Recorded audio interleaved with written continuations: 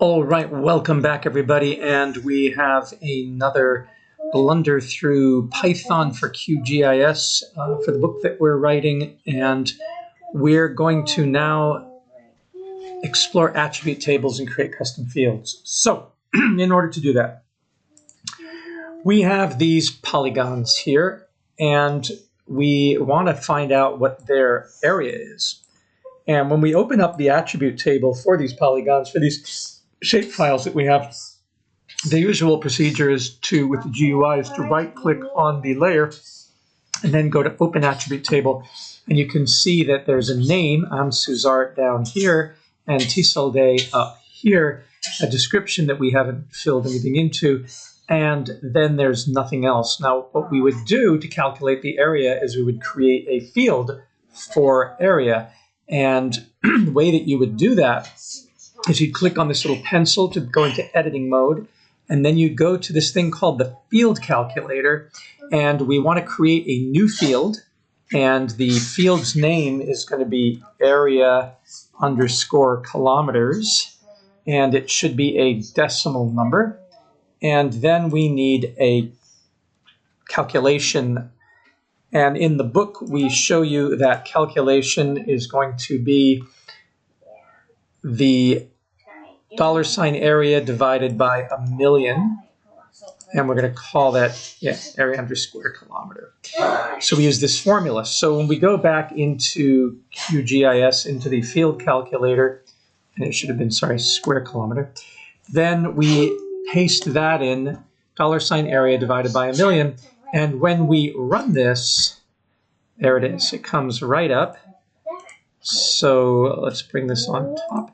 There you go. So the area of our area at Suzart is 0.4 square kilometers, and up here in Tisolde, it is 0.167 square kilometers.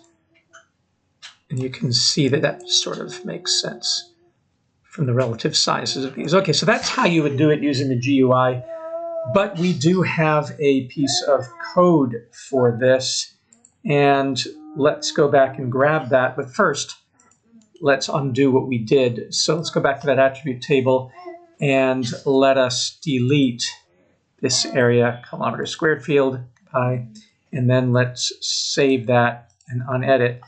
So that's what it would look like.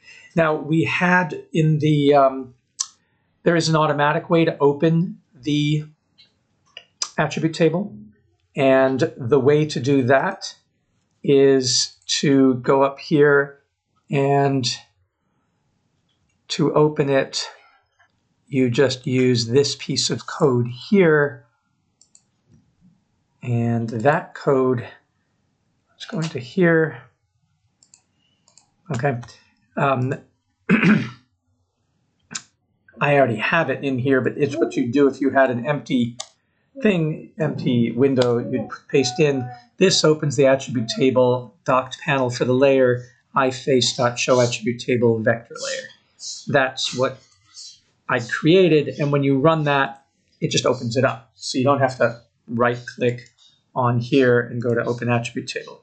I think I just opened another version of it. So yeah, I got a bunch of them now. Okay, so there it is. It's open. Now, this next piece of code is the crucial part, and this took a while for me to work out with ChatGPT because it was having some problems. And it's basically that you're going to import expressions and then make sure the active layer is the one we're working on, and then add the field if it doesn't exist. So you're going to add that field, area kilometers squared, not in field names, and you're going to do that, and you're going to create that very expression that we put in, $area divided by 1,000,000, then prepare the context, and then edit the layer and update the values. There's a crucial line here, context set feature. That's what was not in the original code that was giving me errors. And then you're going to calculate the error. So I'm not a coder. I'm just providing these snippets of code that I've worked out with ChatGPT. And then we take those bits of code and we use them so that we don't have to press buttons. So let's go back into here now, and let's make sure that the attribute table is there. open. All right, so I go into a new field, new piece of code. I've got that, and this is going to run and should do exactly the same thing. So it didn't give me any errors. And now if I open my attribute table, or rather just go to it, you can see the area in kilometers squared field has been created, and it has those same values that we saw when we did it with the field calculator manually.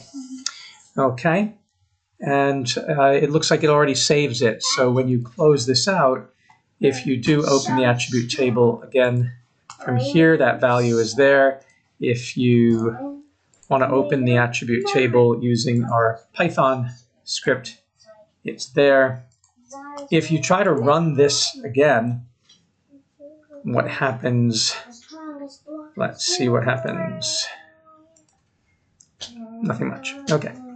So good. That's another way that you do this. By the way, I don't have to save this one. It's untitled because I already have it saved. I've got a whole bunch of these. So add field and calculate area is that one. So I can get rid of this. I'll just discard it. But it is there. If I wanted to add field calculate area, then that's the one that I would use. And to prove that it's working, hold on, Nye. I'll go back again and show you. Yes, Nye. Daddy, can you put the leg back on? I'll put the leg back on after I finish this calculation. Do this now. Do this now. Okay, then I have to put this on pause. No. Huh? Didn't pause. It didn't pause.